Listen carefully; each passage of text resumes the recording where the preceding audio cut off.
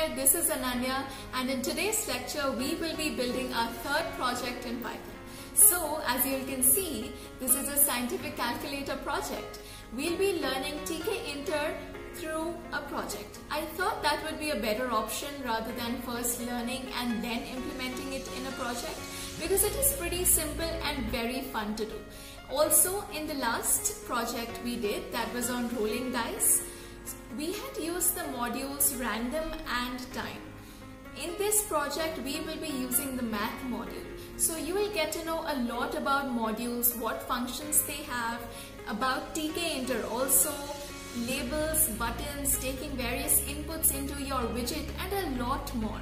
So if you are a beginner and you are interested to learn through projects, you are in the right place. So please stick with me till the end as we have fun building a scientific calculator.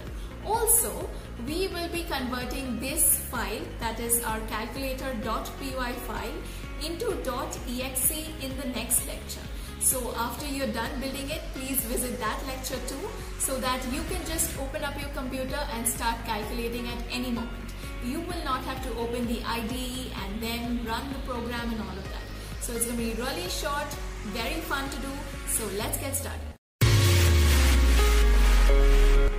Okay, so since tkinter, or let's say kinter for now, is a module, we obviously need to import it. So that's our first step. Next, we need to create a window. Now, for that, what we do is we create a variable, any variable named root, and we instantiate it with the tk class. So basically what happens is, it creates the main window on which we'll be working. Okay. Next, just for example, I'm creating a label. A label is basically where you can display some text or maybe an image also.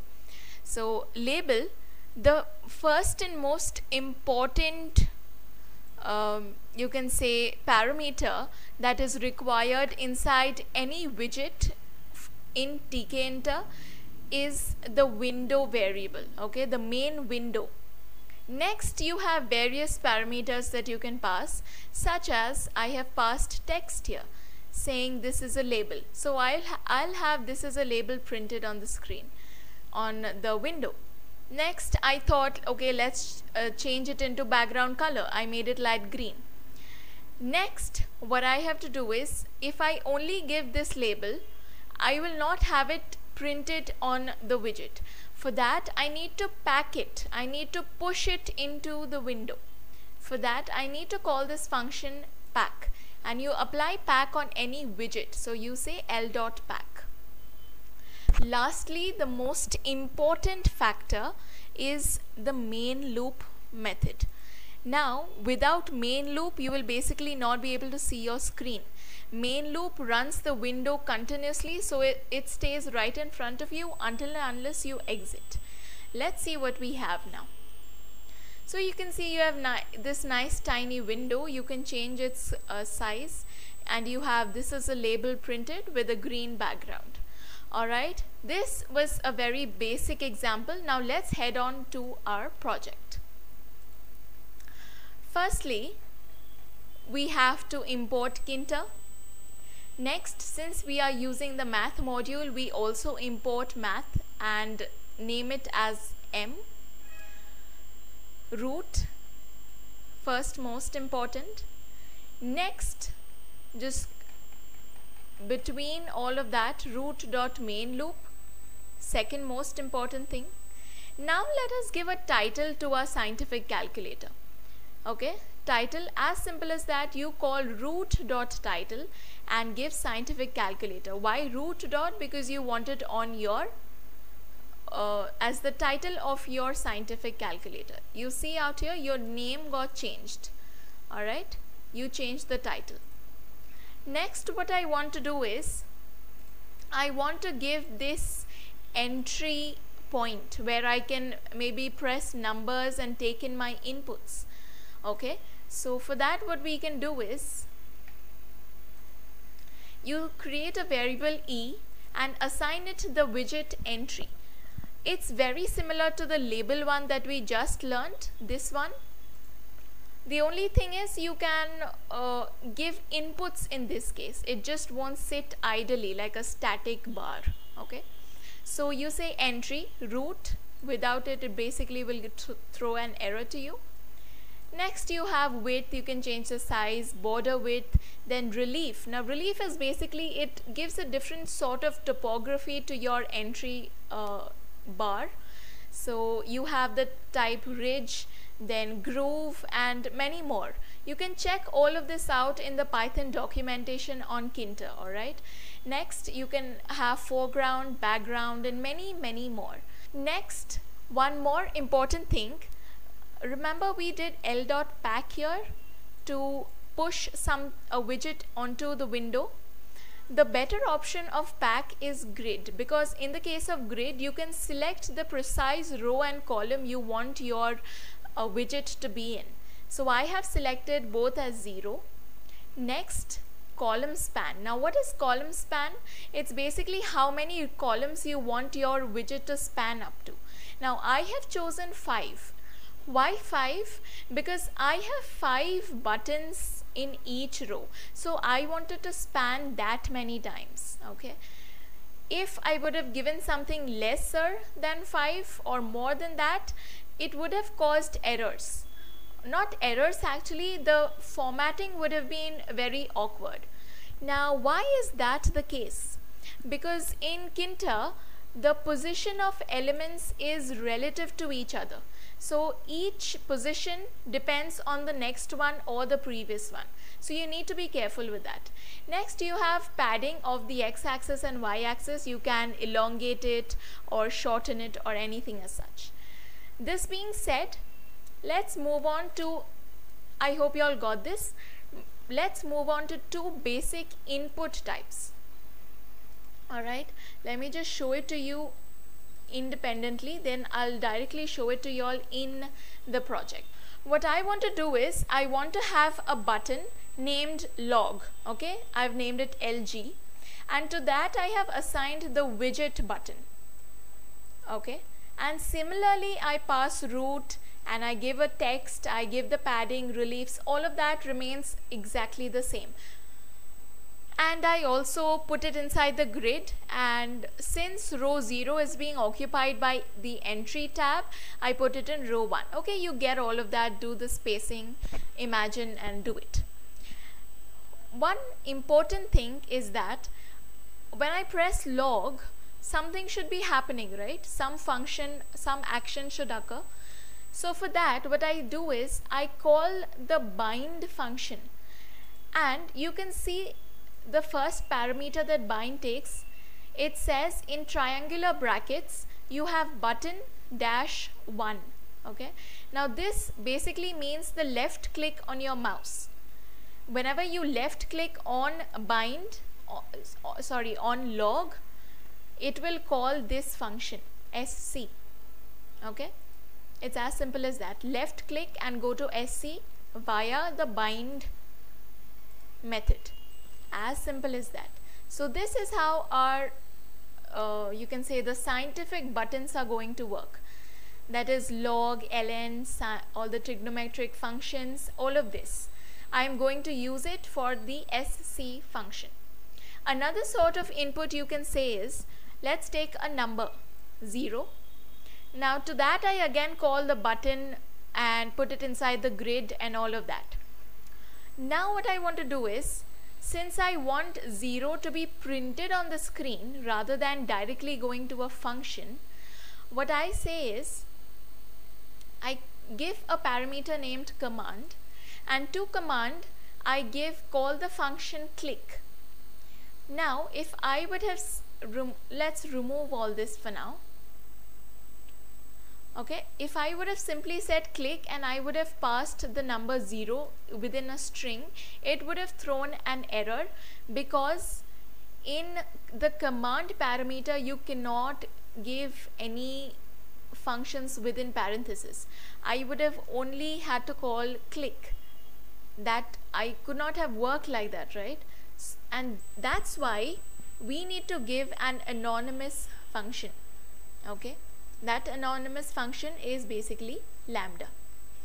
So we are passing all the numbers and plus, minus, multiplication, division via the lambda anonymous function, and we are passing them as strings.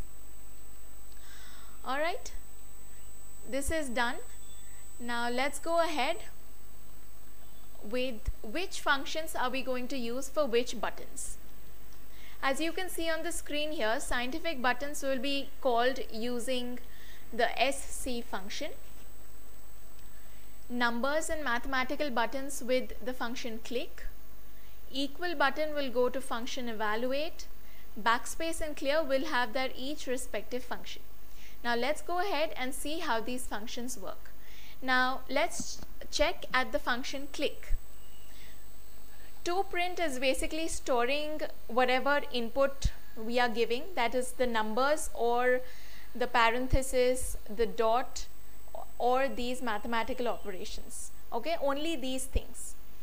Then what I want to do is, using the function get, you can get whatever is there in the entry bar. Okay, that is why we are using e.get. So whatever is there in entry, get it for me. And after you get it and store it in old, delete everything is in there. So delete takes the parameter 0 and end. Okay, so 0 is the starting position, end is the last position. So delete everything.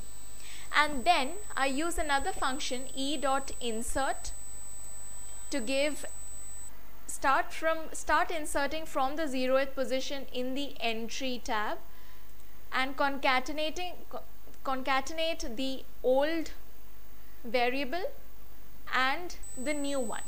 Okay, so if I had to print 10, okay, let's print 10.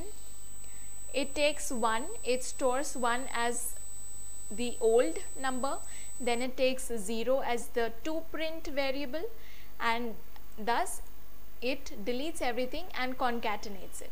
Alright, that's clear. Let's move ahead to the clear function. It's very simple, just how we saw delete function back up there. You simply delete everything on the screen. Okay, everything inside the entry tab, delete it. Next, the backspace. Backspace can be done very easily. It's actually not complicated at all. Remember, we are passing everything inside the entry tab in the form of strings. So what we do is, the entire string we store it inside the variable current. Now using string function length, we calculate the length and subtract it by 1. So if it was length 2, I will take it as length is equal to 1. Now since length is 1 and I say delete everything from 1 up to the end, so leave out the first character. I hope you all are getting the logic behind it. If I press backspace now, it will basically delete only that single 0 element. Okay, this is how backspace works. Pretty easy. Let's go to evaluate. Again, it's very basic. You simply use the eval function given to us by Python. So what it does is, in the variable answer, I store everything from the entry tab. Next, again I overwrite answer as the final answer when I press the equal to button. So evaluate basically takes a string, okay, which holds all the mathematical operations and numbers, and evaluates it. So it takes inputs and strings and gives the answer as an integer. So I have my answer stored here, and then I delete everything whatever is there on the screen, and I insert the final answer. Let's work this out. Okay, I cleared it. Next I have, let's say, 78 plus 2. Okay, now this entire string, when I press equal to, it gets stored into answer, it evaluates it, deletes this entire string, and then inserts the final answer. Okay, so we get 80. Pretty easy. Now moving on to the mathematical scientific operations. Okay, remember we were on left click, we will call the SC function via the bind method. Again, let's just quickly see what's happening. In the sc function, I'm passing event. Now what event does, it catches whatever your action needs to perform. If it is log, it will catch log. If it is tan, it will catch tan, and so on. Okay. Now what happens is you take key. So in a variable key, I take event.widget. Now widget will basically, as I said, it'll take your degree, it'll take your ln, square root, whatever. Inside that, key stores that. Now this is basically in an event format. I need it as a text so that I can understand how to go about it. So inside text, I store this string format of whatever is written on the button. Okay, so let me just quickly show you. If I have course written on the tab, I wanted to extract it as a string and then store it inside the text variable. Simple. Now inside number, I shall store whatever number I have printed on the screen. Let me just show you. If I have the number 45 printed on the screen and I want to apply tan on that, so I have to take 45 aside and tan aside, and now I can deal with it properly. Now simply use if else conditions and do your work. I'll just explain one to you, you'll get the rest, I'm sure of that. So if text is equal to degree, okay, now this text should be exactly what is written on the button. So if text is degree, firstly take the float of the number. Why float? Because it is in the string format, we need to take the float of it. Next, after you get that number, apply the math function degrees on it. After you're done doing that, convert it into string again and store it into result. Why convert it into string?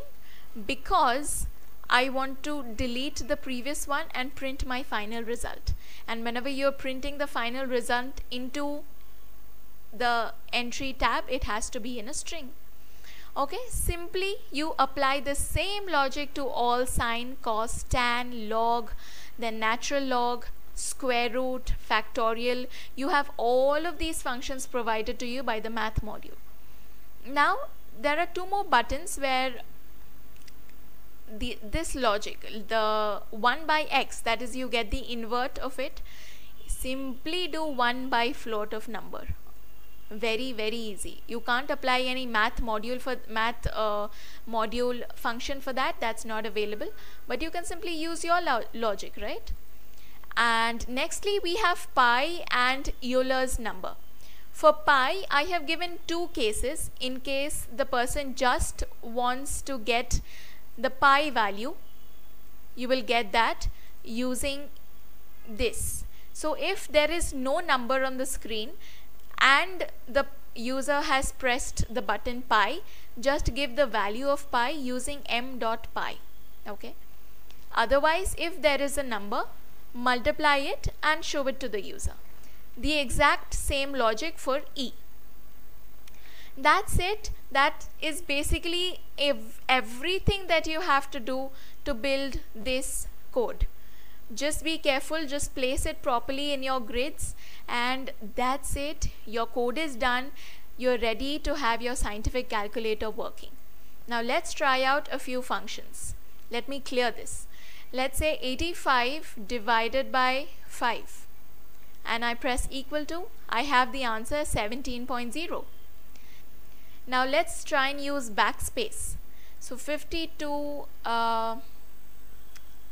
minus 8. Okay, maybe I don't want to use 8, so I'll press backspace.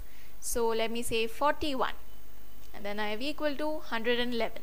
Now let's try out some scientific operations, such as in case of scientific operations, you just need to hit the end number first and then the operation. Okay, I pressed, to get sine of 80, I pressed 80 and then sine. It'll give me the value. Next, if I want to convert this value to degree, you can simply do that. Perform some functions such as 5 plus 6 close brackets into 9, then minus, again inside brackets I want 8 divided by 2. Okay, remember all those BODMAS rules that we had learnt long back? Let's see if it performs correctly. Well, it absolutely does. So that's it. This was all about the scientific calculator.